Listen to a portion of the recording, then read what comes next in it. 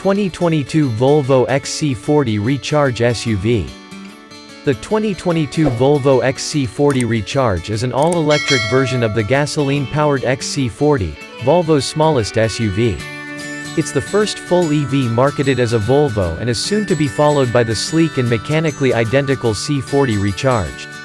As with most long-range electric vehicles, the XC40 Recharge features DC fast charging, which can fill the battery from 0 to 80% in 40 minutes, or fully recharge in 8 hours using a 220-volt home or public charging station. According to the EPA, the 2022 XC40 Recharge offers a respectable 223 miles of range when fully topped off. That EPA estimate is an increase of 15 miles over last year's XC40 Recharge thanks to a software update. We've yet to put the 2022 model through a real-world range test, but a 2021 model made it 240 miles in our test with a fully charged battery. This is certainly enough for most daily driving, but know that some rival EVs can go considerably farther. The Volvo has a lot of tough competition, with even more on the way. Rivals include the Ford Mustang Mach-E, the Tesla Model Y, the Audi e-tron and Jaguar I-Pace. The XC40 is smaller than most of its rivals, but it packs a ton of features and performance into its compact package. If you're looking for an EV but don't want the flash of something like a Model Y or Mustang Mach-E, we think the XC40 Recharge is well worth a look. The XC40 Recharge is small but packs a lot between its fenders, including a new operating system powered by Google and more than 400 horsepower. It's a bit pricey and a bit short on range compared to the rest of the field, but it could be an attractive choice if you're looking for a small and quick electric SUV. The best thing about the XC40 Recharge is how it drives. Beneath its unassuming wrapper is easy and instant thrust. Accelerating to 60 miles per hour happens in just 4.5 seconds, quicker than Ford's Mach-E and Tesla's Model Y long range. And despite the Volvo having some pretty basic all-season tires, there's a decent amount of traction and control out of the corners that makes this little SUV pretty fun to whip around. All this speed doesn't come at the sacrifice of everyday drivability either. The XC40 Recharge is effortless to drive at any speed and features a one-pedal driving mode that dials up the motor's regenerative braking effect, allowing you to slow to a stop without having to use the brake pedal. And speaking of modes, there is an off-road mode that helps with steeper hill descents should you encounter such a situation. But considering the Recharge's marginal ground clearance, we wouldn't venture very far off the pavement. For a small, sporty SUV, the XC40 Recharge is fairly comfortable. The biggest differences between this all-electric version and its gas-powered counterpart? The Recharge is much quieter and its climate control turns on faster. We found the regular XC40's engine to be a big contributor to noise, and its slow-booting onboard systems meant delays in turning on the climate system via the touchscreen controls.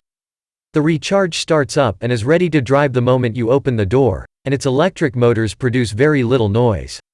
The Recharge's ride is more firm than comfortable, likely because of its extra weight and its bias toward sporty handling.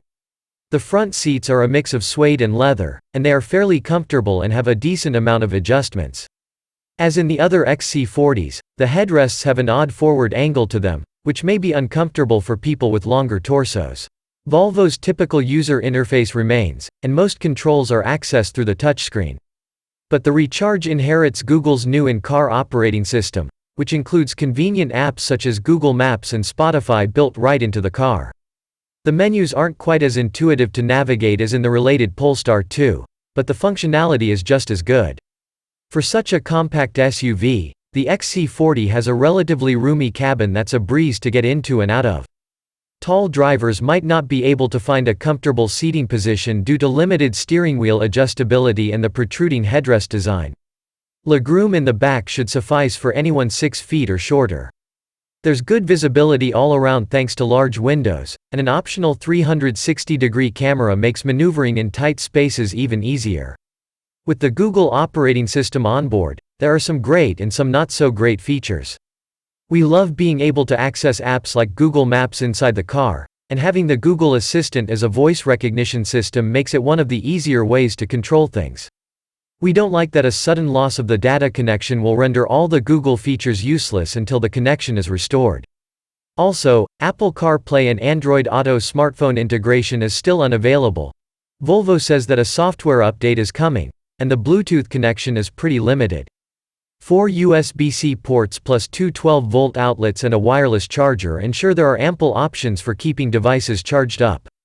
A full suite of advanced driver aids is optional and a bit pricey, but we think it's worth getting since all the features work quite well. The XC40's Recharge has a smaller cargo area than its nearest competition, with a 20.4 cubic foot trunk and 1 cubic foot frunk, but it is nevertheless a pretty useful space. We like the 60/40 split folding rear seats, a pass-through and a foldable tray that doubles as a grocery holder.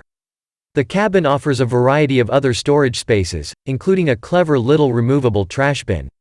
Felt-lined doors keep items from rattling around. Using your XC40 for kid duty? The child seat anchors are clearly located under flip-up doors, but they're buried a little deep for comfortable access. You might have the best chance of fitting a bulky rear-facing seat in this car compared to most other SUVs this size, but it'll still be a tight fit. The Recharge can tow up to 2,000 pounds. That's the same as the Polestar 2, less than the Model Y, 3,500 pounds, and more than the Mach-E, which is not rated for towing.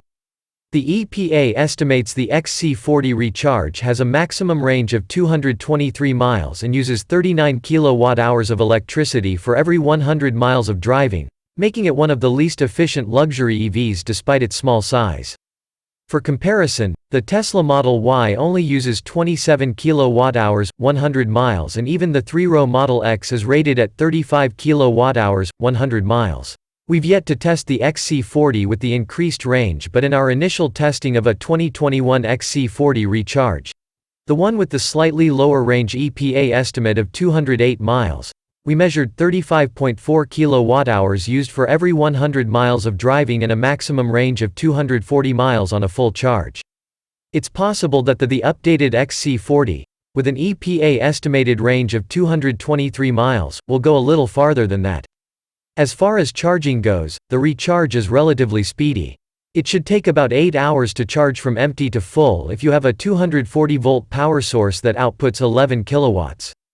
On a 150 kW DC fast charger, the XC40 Recharge can charge from 0 to 80% battery capacity in about 40 minutes.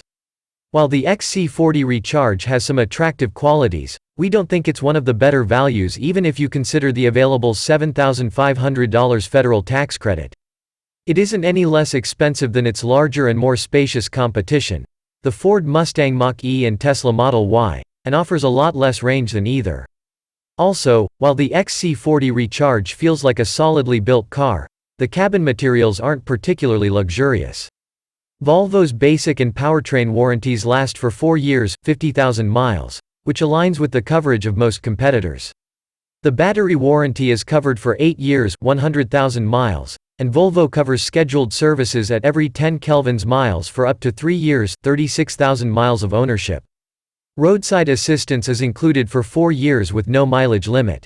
If we had to sum up the XC40 Recharge in a single thought, we'd say it's unassuming yet fun and effortless to drive.